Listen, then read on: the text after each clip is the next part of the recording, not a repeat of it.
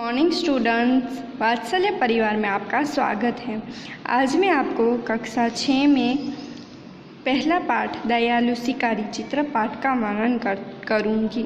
इसमें चित्र दिए गए हैं, इस चित्र के ऊपर हमें कहानी बनानी है। तो हम कहानी की शुरुआत करेंगे। एक जंगल था। एक जंगल में एक शिकारी शिकार करने जाता है। शिकारी अपनी बंदूक लेके शिकार करने जाता है। जंगल में वहाँ शिकारी ने एक मोटी ताजी हिरनी को देखा। मोटी ताजी हिरनी को देखते ही उसकी तरफ उसने निशाना ताका तो और गोली छोड़ी। गोली छोड़ते ही हिरनी के पैर में जाके लगी और गोली के आवाज़ से सब हिरन भाग दौड़ करने लगे। हिरनी ने शावक को जन्म दिया था। शावक यानी पशु के बच्चे। हिरनी ने शावक को जन्म दिया था। वह शिकारी पास जाके देखा तो हिरनी के पैर में गोली लगी थी। उसे बहुत चोट लगी थी। हिरनी के आँख में आंसू थे। शिकारी को दया आई और उसने जंगल के पास एक पशुओं का अस्पताल था। शिकारी ने उस हिरनी को उस अस्पताल में ले गया और वहाँ पे उसका इलाज कराया। उसका इलाज करा के शिकारी ने वापस उसको जंगल में छोड़ दिया। इस कहानी से हमें क्या मालूम होता है? तो पशुओं के प्रति मानव का कैसा व्यवहार होना चाहिए और संसार में सभी को जीने का अधिकार है, यह बात बताई गई है। अब इस पाठ में और भी कहानी है जो हम आगे देखेंगे। अब ये भी कहानी के चित्र दिए गए हैं। ये एक कछुए और हंस की कहानी है और ये एक कौवे की कहानी है। तो पहले हम हंस और कछुए की कहानी देखेंगे। एक तालाब था, उसमें एक कछुआ रहता था। वह बहुत बातूनी था, मतलब वह बहुत बातें करता था और उसके साथ दो हंस भी रहते थे। वह बहुत अच्छे मित्र बन गए थे। एक बार वहाँ बहुत बारिश कम हुई, उसके कारण तालाब सूखने लगा। तो दो हंसों ने क्या निर्णय लिया कि वह एक स्थान से दूसरे स्थान पे यानी एक तालाब से दूसरे तालाब पर जाने का निश्चय किया। वे एक लकड़ी ले आए और फिर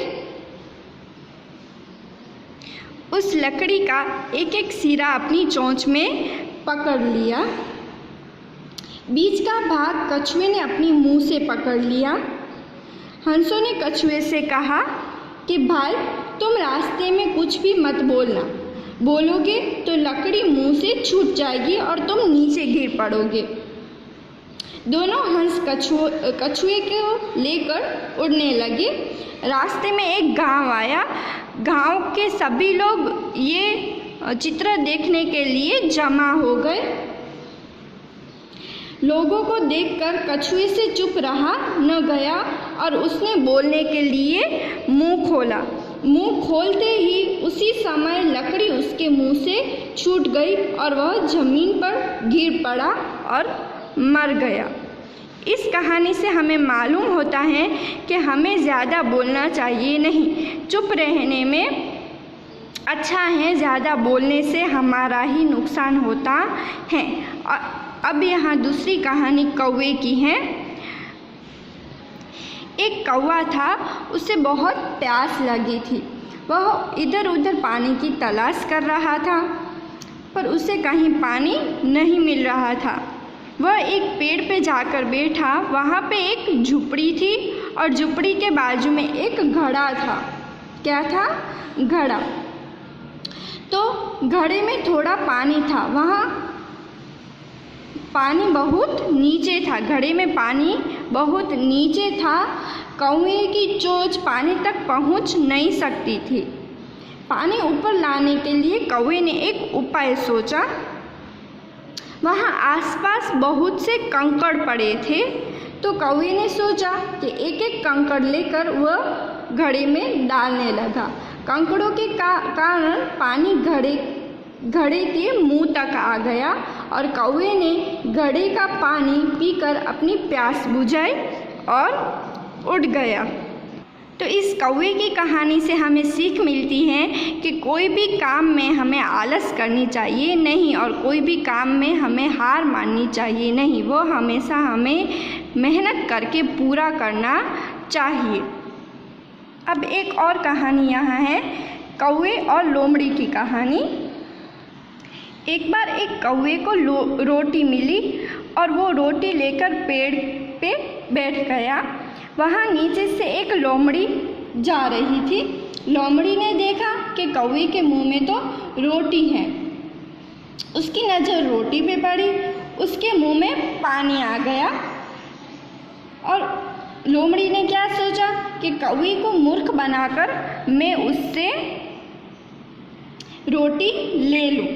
लोमड़ी ने कौवे से कहा कि कौवा भैया कोई गाना सुनाइए ना, आपका गाना मुझे बहुत मीठा लगता है।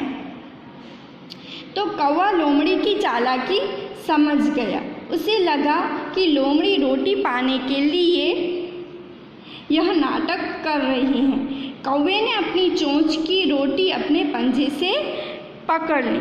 यहाँ आप देख सकते हैं कौवे ने अपनी पंजे से रोटी पकड़ ली और वह काका करने लगा। लोमड़ी तो यह देखकर आश्चर्यचकित रह गई और वह मन ही मन बोली, अरे यह कौवा तो बहुत समझदार है। फिर कौवे ने मज़े से रोटी खा ली और वहाँ से लोमड़ी चलती बनी। इस कहानी से हमें यह मालूम होता है कि सचमुच अपनी झूठी बढ़ाई सुनकर हमें गुमराह नहीं होना चाहिए। अब इस कहानी को हम पढ़कर अपना गृह कार्य अच्छी तरह करेंगे और मैं आशा करती हूँ कि मैंने जो 4 कहानी आपको यहाँ पे बताई वो आपने अच्छी तरह समझी होगी और आप अपना गृह कार्य अच्छी तरह करेंगे। Thank you students.